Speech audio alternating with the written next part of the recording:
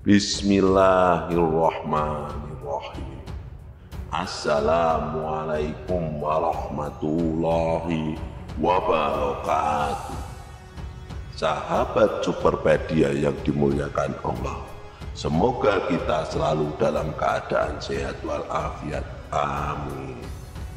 Alhamdulillah dan terima kasih kepada yang sudah like dan subscribe. Semoga selalu dalam lindungan Allah dan diperpanjang keberkahan umurnya. Di video kali ini kita akan menceritakan kisah Ratna, seorang yang mendadak memutuskan untuk melakukan ibadah umrah. Namun perjalanan spiritualnya tidak berjalan mulus seperti yang diharapkan. Ratna menemukan dirinya terjebak dalam misteri di Masjidil Haram, di mana Hajar Aswad tercium bau yang tidak menyenangkan, seperti bau pantat kucing atau kotoran kucing. Namun di tengah kebingungannya, Ratna bertemu dengan sosok pria tampan yang misterius, yang kemudian membawanya pada petualangan spiritual yang tak terduga. Mohon untuk menonton video ini sampai akhir, agar tidak terjadi kekeliruan dan salah paham. Dalam video ini nama samaran takut menyinggung perasaan yang bersangkutan. Sahabat Superpedia, mari berkisah tentang perjalanan Ratna yang penuh dengan misteri dan keajaiban di Mekah. Sebelum menyimak kisahnya, sempatkanlah menulis sholawat kepada Nabi kita di kolom komentar sebagai tanda penghormatan kita kepada beliau. Allah Subhanahu wa Ta'ala berfirman dalam surat Al-Ahzab ayat 56, sesungguhnya Allah dan para malaikatnya bersolawat untuk Nabi. Wahai orang-orang yang beriman, bersolawatlah kamu untuk Nabi dan ucapkanlah salam dengan penuh penghormatan kepadanya. Ratna, seorang warga Karangkates, Jawa Timur, dikenal sangat menyukai kucing. Ia memiliki banyak kucing, beberapa ditaruh dalam kandang dan beberapa lainnya dibiarkan berkeliaran di sekitar rumahnya. Setiap pagi, Ratna selalu disibukkan dengan merawat dan memberikan makanan kucing-kucing kesayangannya. Pada suatu pagi yang cerah, Ratna berangkat kerja seperti biasa. Namun ada yang berbeda di pagi itu.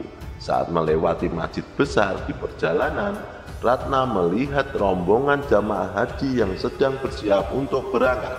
Suara takbir dan tahlil yang berkumandang membuat hatinya bergetar. Mata Ratna terpaku pada para jamaah haji tersebut, melihat mereka satu persatu dengan penuh harap dan kebahagiaan. Aku merasakan ini saat yang tepat untuk mendekatkan diri kepada Allah Subhanahu wa Ta'ala dan menenangkan hatiku, ucap Ratna pada dirinya sendiri. Hari itu Ratna tidak bisa fokus bekerja. Pikirannya terus melayang ke tanah suci. Sebagai orang yang gemar menabung, tidak terlalu sulit baginya mendapatkan biaya perjalanan umrohnya di Baitullah. Selain itu, hatinya sedang dirundung kesedihan karena batal menikah dengan kekasih yang sudah lama ia dambakan. Kesedihan ini semakin memperkuat niatnya untuk mendekatkan diri kepada Allah Subhanahu wa Ta'ala. Malam harinya sepulang kerja, Ratna langsung menemui ibunya. Sungguh betapa getirnya rasa ini, Bu, ucap Ratna dengan suara serak ketika ia duduk di ruang keluarga mengungkapkan niatnya untuk berangkat ke tanah suci. Bu, aku ingin umrah. Aku merasa ini saatnya yang tepat untuk mendekatkan diri kepada Allah dan menenangkan hatiku, ujar Ratna. Terkejut Ibu Ratna bertanya, umrah? Mengapa mendadak sekali, Nak? Aku melihat keberangkatan jamaah haji tadi pagi, Bu. Hati ini bergetar. Aku merasa ada panggilan untuk pergi ke tanah suci. Lagi pula aku butuh ketenangan setelah kejadian kemarin, jelas Ratna. Melihat kesungguhan di mata putrinya, sang ibu tidak tega untuk menolak. Ibu Ratna pun setuju untuk menemani Ratna. Bahkan bibi Ratna yang mendengar kabar ini juga bersemangat ingin ikut serta. Baiklah, kita akan berangkat bersama. Tapi bagaimana dengan kucing-kucingmu? Tanya Ibu Ratna. Aku akan menitipkan mereka ke tetangga. Mereka pasti mau membantu, jawab Ratna. Tanpa membuang waktu, Ratna segera menghubungi tetangganya dan menitipkan kucing-kucing kesayangannya. Tetangganya yang sudah mengenal baik Ratna dan kucing-kucingnya dengan senang hati menerima titipan itu. Jangan khawatir Ratna, kucing-kucingmu akan kami jaga dengan baik. Kamu fokus saja pada ibadahmu nanti, dan saya nitip doa di depan Ka'bah, ucap tetangga Ratna sambil bersiap menulis doa di HP-nya. Terima kasih banyak Fit, ini sangat berarti bagiku, jawab Ratna. Tetangga yang dititipkan kucingnya bernama Fitri. Dengan hati yang penuh harap dan bersemangat, Ratna mulai mempersiapkan segala kebutuhan untuk perjalanan umrohnya. Perjalanan ini bukan hanya untuk menunaikan ibadah, tetapi juga untuk mencari kedamaian hati setelah cobaan hidup yang ia alami, yaitu gagal nikah. Hari pertama setelah tiba di Madinah, Ratna dan keluarganya merasa gembira dan penuh haru. Namun kegembiraan itu terhenti ketika mereka menyadari bahwa satu koper Ratna masih tertinggal di lobi hotel. Tanpa ragu, Ratna turun ke lobi sendirian untuk mengambil koper tersebut. Ketika menaiki lift, Ratna merasakan ketegangan yang luar biasa. Hatinya dipenuhi dengan rasa cemas. Tiba-tiba seorang pria karyawan hotel juga masuk ke dalam lift dan mulai menggoda Ratna. Maaf, tapi saya tidak bisa menahan diri untuk tidak mengatakan bahwa Anda sangat cantik, ujar pria karyawan tersebut dalam bahasa Inggris dengan senyum merekah. Ratna merasa takut dan terjebak karena tidak ada orang lain di dalam lift tersebut. Setiap detik terasa begitu berat, ketakutan merajai pikirannya. Namun di tengah kegelisahannya, Ratna memilih untuk berdoa. Ya Allah, lindungilah hamba-Mu ini dari segala bahaya, bisik Ratna dalam doanya. Alhamdulillah, dengan rahmat Allah Subhanahu wa Ta'ala, lift akhirnya mencapai lantai 9 dan Ratna segera keluar dari dalam lift. Namun kejadian itu meninggalkan bekas yang dalam di hati Ratna. Sejak saat itu Ratna tidak berani berjalan sendirian di tempat-tempat yang sepi. Hari kedua di Madinah, setelah pulang dari Raudah, Ratna menyadari bahwa tas sandalnya telah dibawa oleh temannya sekamarnya. Mereka terpisah saat keluar dari Raudah. Tanpa sandal, Ratna terpaksa berjalan hanya dengan mengenakan kaos kaki. Namun tekadnya untuk melanjutkan perjalanan ibadah tidak tergoyahkan oleh hal tersebut. Di depan masjid, Ratna melihat sebuah toko yang menjual sandal-sandal. Tanpa ragu, Ratna membeli sebuah sandal yang sangat bagus, berwarna merah, warna favoritnya. Walaupun kejadian ini menjadi sedikit kendala, Ratna percaya bahwa segala sesuatu yang terjadi pasti ada hikmahnya. Masih di Madinah, pada hari terakhir sebuah kejadian menarik terjadi. Seekor kucing mendekati Ratna dengan sangat manja. Kucing itu terlihat begitu tenang saat Ratna mengelusnya dengan lembut, seolah-olah kucing tersebut bisa merasakan kehangatan dan kebaikan dalam sentuhan Ratna. Ratna selalu mengaitkan apa yang terjadi di Madinah ini dengan kehidupan sendiri. Di sini Ratna kembali digoda oleh para lelaki saat berjalan-jalan, entah dengan pujian atau rayuan. Namun Ratna selalu mengabaikannya. Meskipun begitu, rasa terganggu dan khawatir tetap menghantui pikirannya. Ya Allah, lindungilah hamba-Mu dari godaan yang tidak senonoh, doa Ratna dalam hatinya. Bagi Ratna, kucing yang manja itu seperti sebuah peringatan bahwa meski kehidupan penuh dengan godaan dan cobaan, kebaikan selalu ada di sekitar kita. Perjalanan spiritualnya di tanah suci tidak hanya tentang ibadah, tetapi juga tentang belajar menjaga hati dan iman di tengah-tengah godaan dunia. Sampai di Mekah, Ratna merasakan hal yang luar biasa. Sejak awal sebelum berangkat telah terpatri di dalam hatinya bahwa tujuan utama di tanah suci adalah untuk beribadah semata. Ratna selalu berdoa agar diberikan kesempatan untuk menyentuh Ka'bah dan Hajar Aswad. Pada suatu siang, begitu sampai di Masjidil Haram, mereka melakukan tawaf sunnah. Setelah itu, Ratna menggandeng ibunya menuju Ka'bah. Sangat luar biasa bisa bersandar di dinding Ka'bah sambil berdoa. Ini adalah tempat terindah yang pernah kudatangi. Tak ada yang menandinginya, ujar Ratna dalam hati. Merasakan getaran dan kedamaian yang tak terkatakan.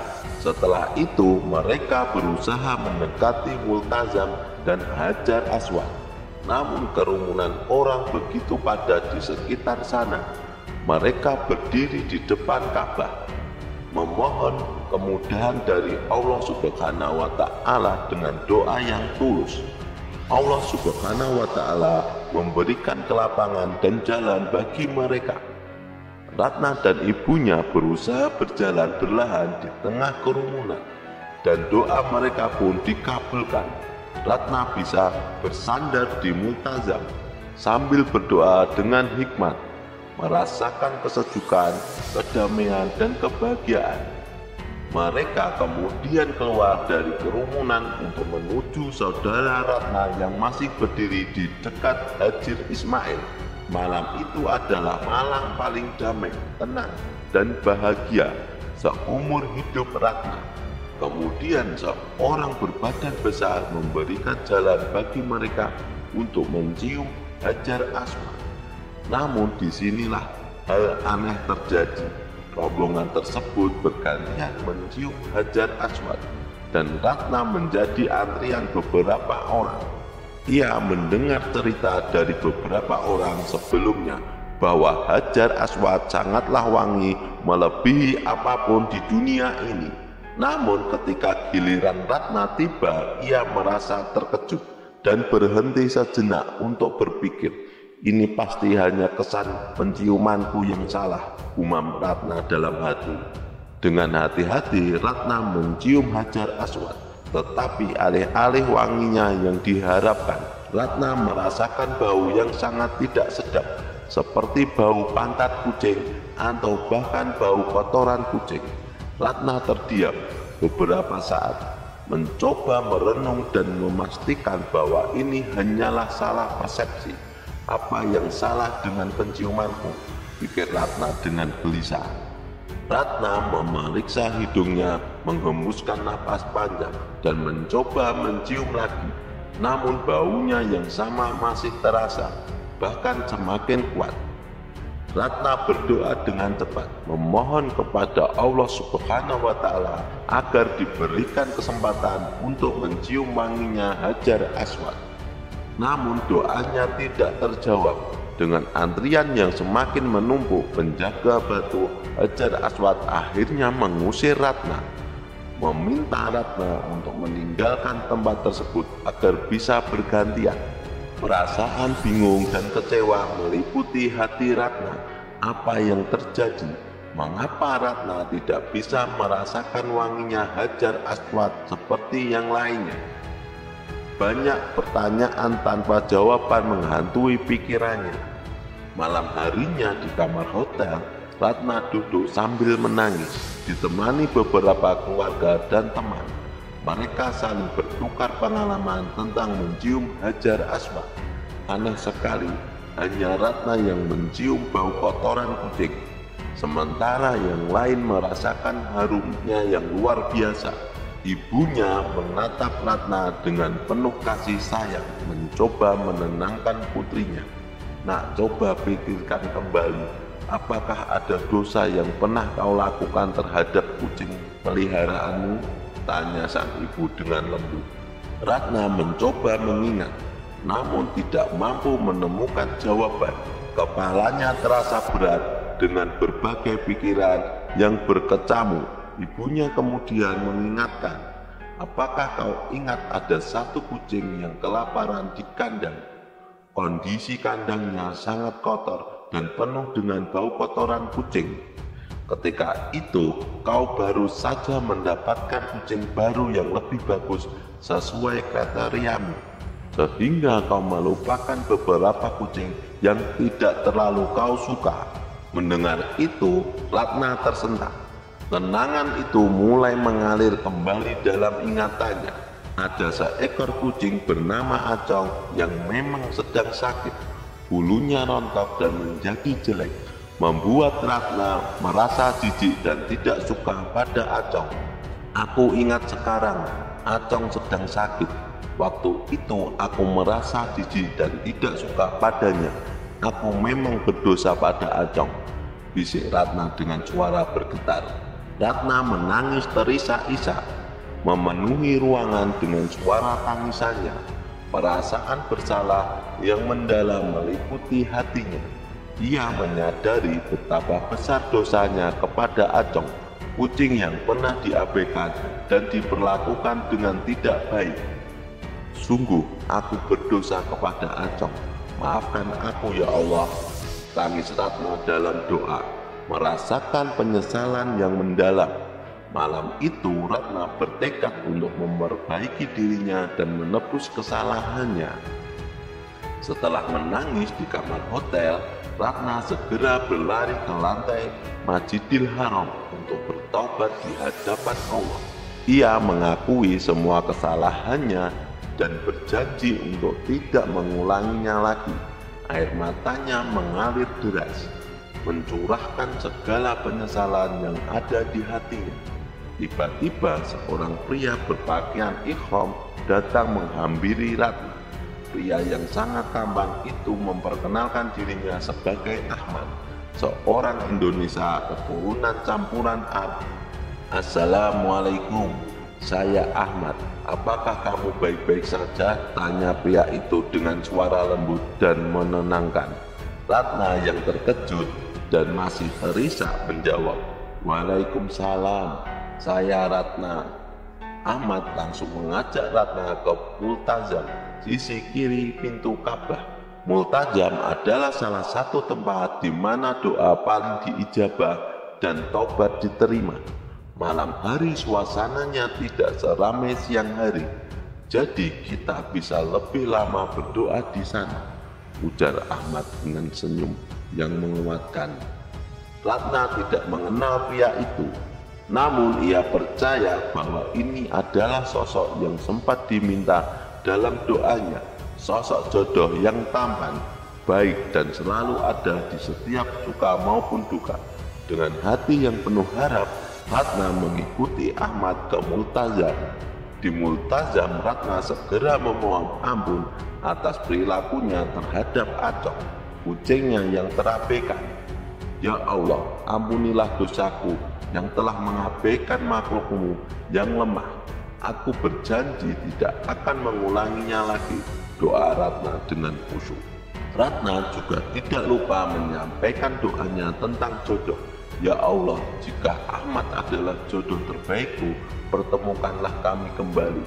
Jika bukan, maka berikanlah jodoh yang terbaik untukku. Namun ketika Ratna selesai berdoa dan membuka matanya, Ahmad telah menghilang dari sisinya. Kebingungan dan penyesalan meliputi hati Ratna.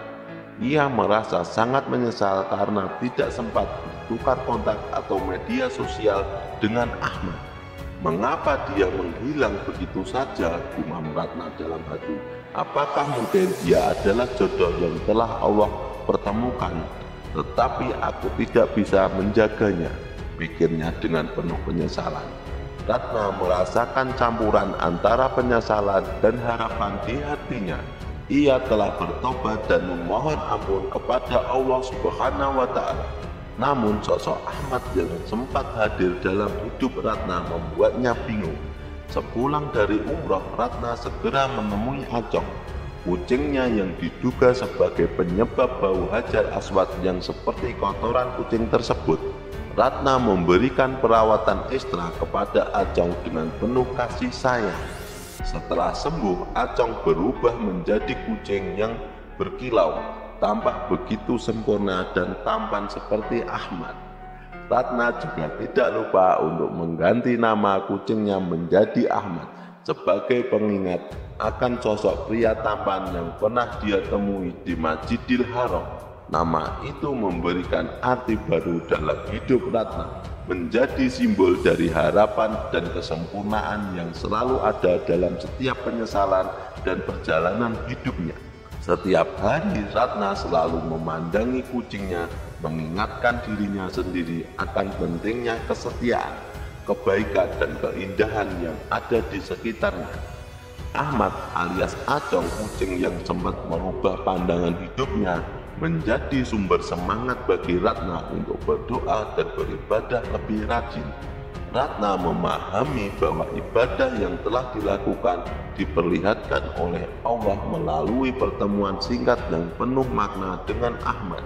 Ia yakin bahwa dengan menambah ibadah dan berbuat baik kepada makhluk Allah lainnya, Allah akan memberikan yang terbaik baginya dalam perjalanan hidupnya. Ratna menyadari bahwa kesempurnaan tidak selalu datang dari hal-hal besar atau penuh keindahan. Kadang kesempurnaan itu hadir dalam bentuk kebaikan yang sederhana, seperti kasih sayang kepada makhluk Allah yang lemah dan bersyukur atas setiap karunia yang diberikan. Kisah kali ini kami rangkum dari sumber media, jadi kebenarannya belum pasti. Nama-nama tokoh ini saya samarkan dan saya edit sedikit biar lebih menarik ceritanya.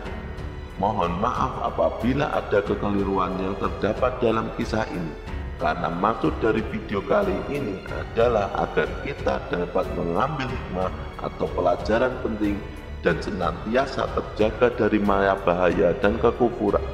Semoga kisah ini bermanfaat. Yang benar datangnya dari Allah Subhanahu wa Ta'ala, kekurangan dan kesalahan datangnya dari saya pribadi sebagai manusia biasa. Sampai jumpa di kisah selanjutnya. Saya akhiri. Wassalamualaikum warahmatullahi wabarakatuh.